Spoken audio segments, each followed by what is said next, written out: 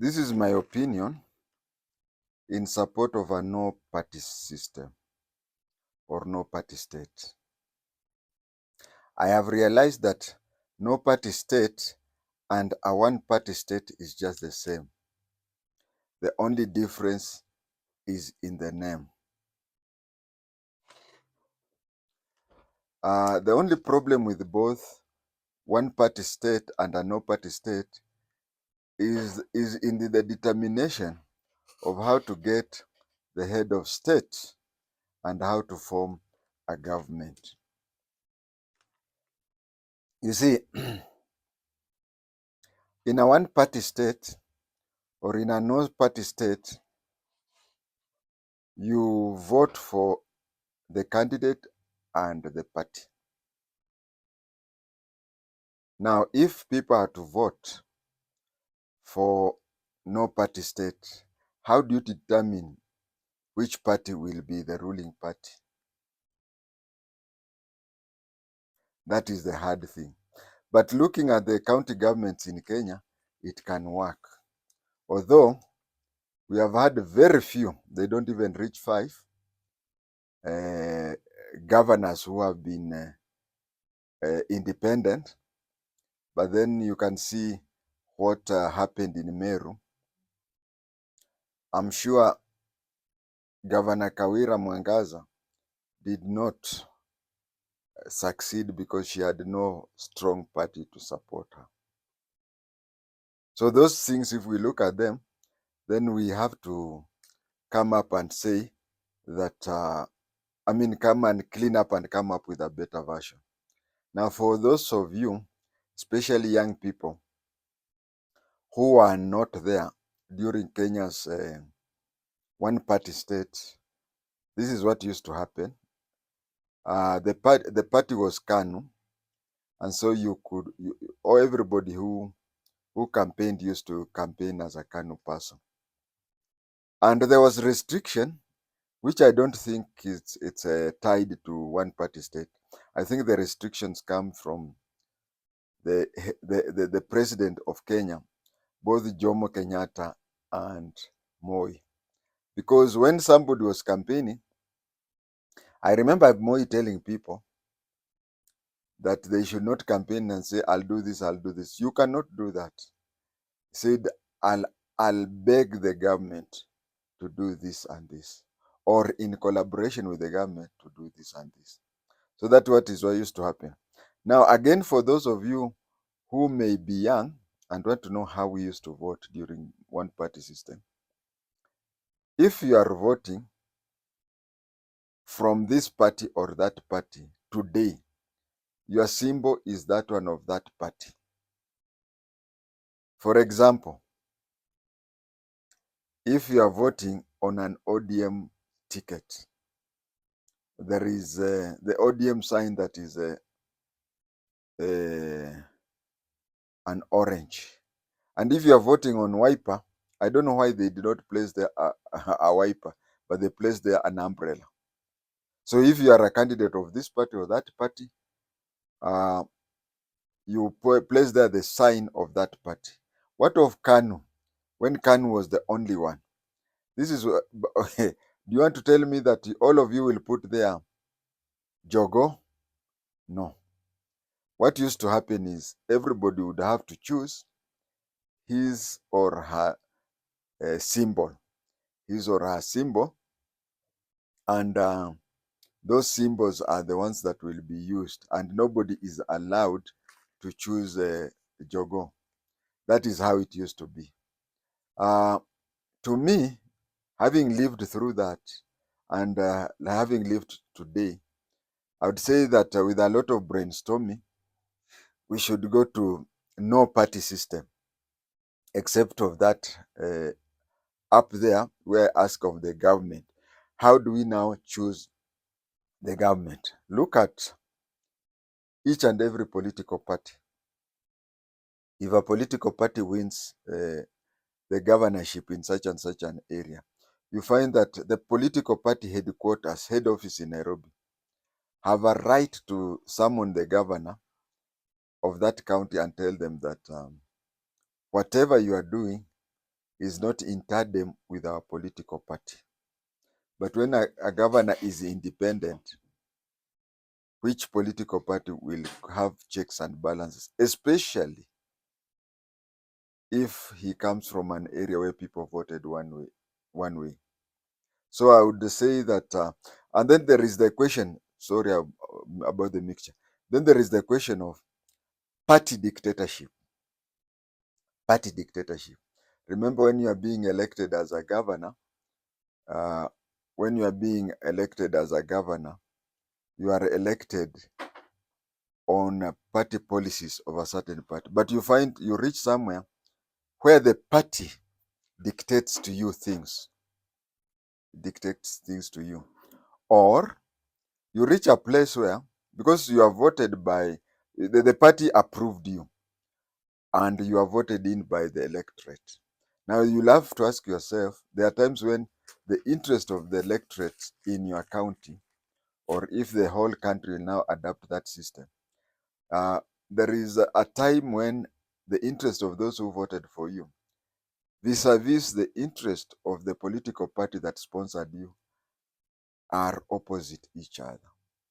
Now the question is, do you go by the party feelings or do you go by the people on the ground? That is how the problem have been concerning uh, people being elected on political party. If you are elected on a no party system, because even if you talk of one party system, the few differences that they have with no party system, I'll take you to one difference. When we had a one party system in Kenya, we had a very powerful body that was called KANU Disciplinary. We had something that was called the KANU Disciplinary Committee, chaired by David Okiki Amayo. Well, I want to thank the family of David Okiki Amayo for sending me messages that whatever I've been recording about him, the family approves. That means a lot. So I said, sorry, at times we get emotional. I said that during the one party system, we used to have we used to have a KANU disciplinary committee.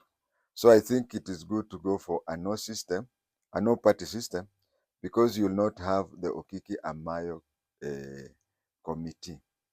Let us look at Tanzania or even South Africa until the last elections. The ruling party have dominated the national politics to an extent that when you become its presidential candidate, you are assured of being the country's president. If elections are held today in Tanzania, any candidate who is a CCM candidate, of course, will become the president. It is almost guaranteed. It is also guaranteed in South Africa if you are the ANC candidate to be the president. Although recently the stronghold that ANC had on South African politics is slipping away, and then they have turned to the political party of the apartheid government. The more things change, the more things remain the same. In George Orwell, we were told that the pigs fought against the farmer, but at the end of the day, the pigs went back to the farmers, and that is why in South Africa, ANC is now in a coalition government with the very same party that they fought for independence against. Did I mention SWAPO in Namibia? SWAPO in Namibia is also the same. If you are the presidential candidate of SWAPO, you are just assured of being the president of that country. I said that the elections of the head of state and the government, someone campaigns with the policy of a political party he or she campaigns with. Now, if one is elected, there is internal mechanism to associate the candidate when it comes to appointing officials, ministers, and others, and even extends the policy of the party that he or she was elected in. An independent candidate has no such political party to follow, and he has no checks and balances that we have just associated with a political party. In a one-party state, the party is just a loudspeaker of the government. If you look at KANU during those days, there are so many examples that we have no time to give all of them. But let me give an example of Kasarani. People went to Kasarani, and everybody who spoke, they spoke a lot about retaining Section 2A. For those who don't know about Section 2A, in short, they were just saying that Kenya should not have a multi-party system. Everybody talked. And you see, in any meeting, the VIP or the president is usually the last to speak. So everybody who talked, everybody who had a chance to cheer, they cheered for the retention of a one-party system. But when Moi stood up and said, let us remove Section 2A, Section 2 of the Constitution then said that for anybody to be any political leader in Kenya, he or she has to be a member of a political party. Let me repeat. Section 2 of the Kenyan Constitution said for you to contest any political seat, you have to be a member of a registered political party. Then down there, between 2 and 3, they placed up 2A. That is an appendix of Section 2, which said that KANU will be the only legal political party in Kenya. So when people like Jaramogi Oginga Odinga came up with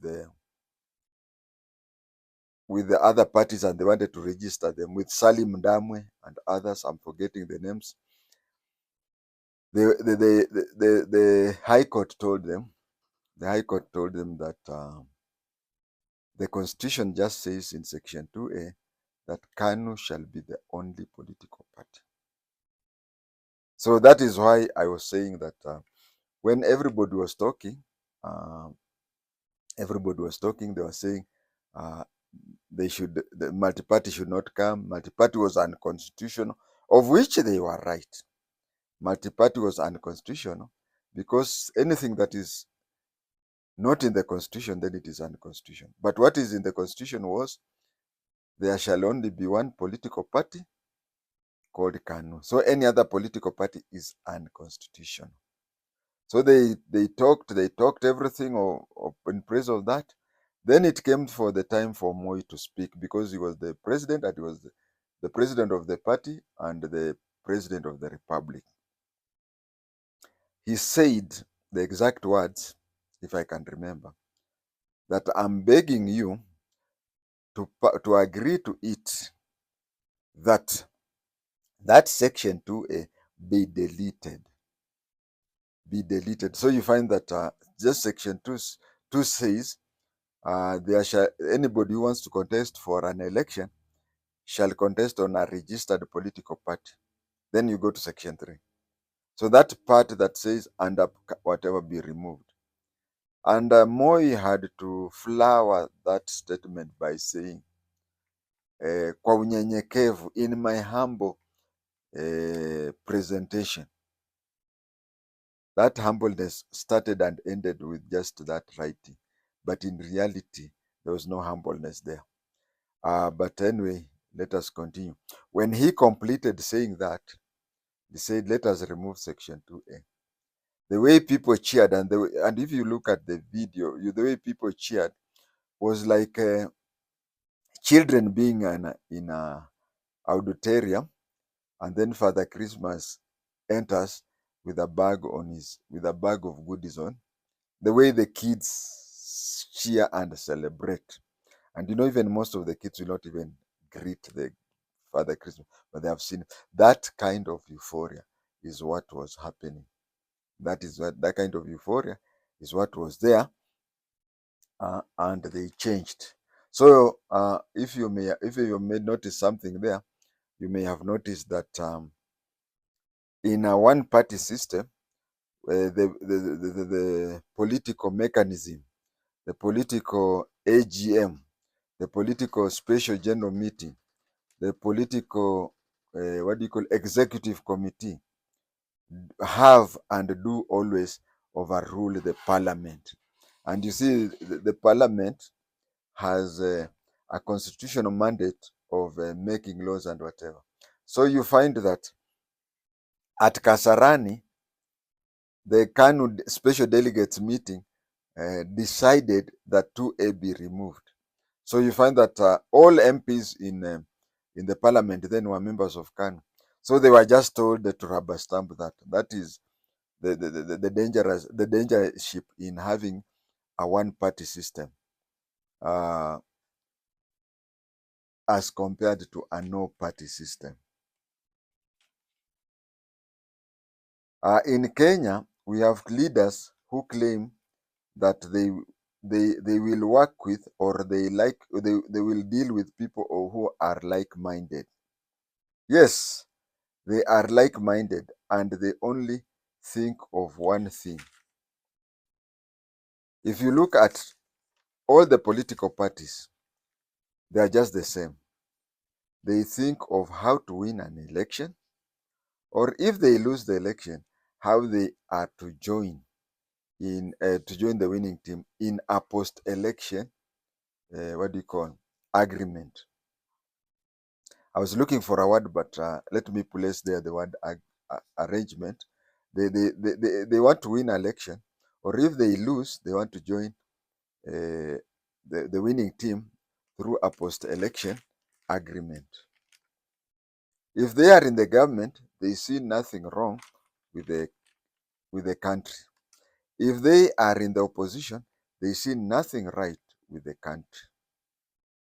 Once the ruling party has co-opted their party into a sort of a cooperation, then they suddenly change. I'll give you an example.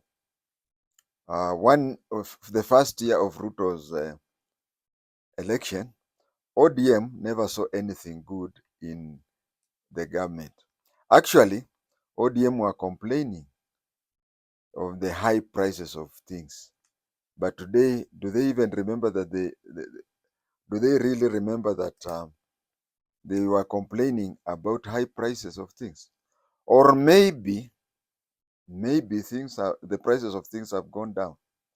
But anyway, if you want to understand what I'm saying, is that when you are in the opposition, you see everything wrong. The other day, the day before yesterday, Kalonzo Musyoka was begging that they sit down in around a table with the government and then agree on some issues, including the selection of commissioners, whatever. But if or when he is given a cold shoulder, then that is when he will come back to us and remind us that Ruto must go. That is how they are. If Kalonzo Musyoka is now called to the high table and they discuss whatever they discuss, we don't know because we are not there. You will not remember. He will not. If you tell him, if you remind him about Ruto must go, then he will tell you that Ruto must go to State House. That is how these people have been doing. I've just said that all political parties in Kenya are social democrats. And I say all political parties are the same. And when they say that they are looking for people who are like-minded, it is true, because they are all social democrats, at least in Kenya. But have you ever looked at their manifestos? Have you ever looked at them? Okay, look for anybody who is good in research. Take all the manifestos of all political parties or political formations before the elections.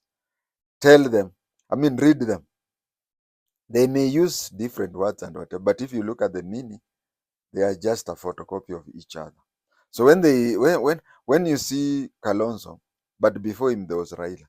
When you see Kalonzo saying, "Oh, we need to have a round table discussion," something like that.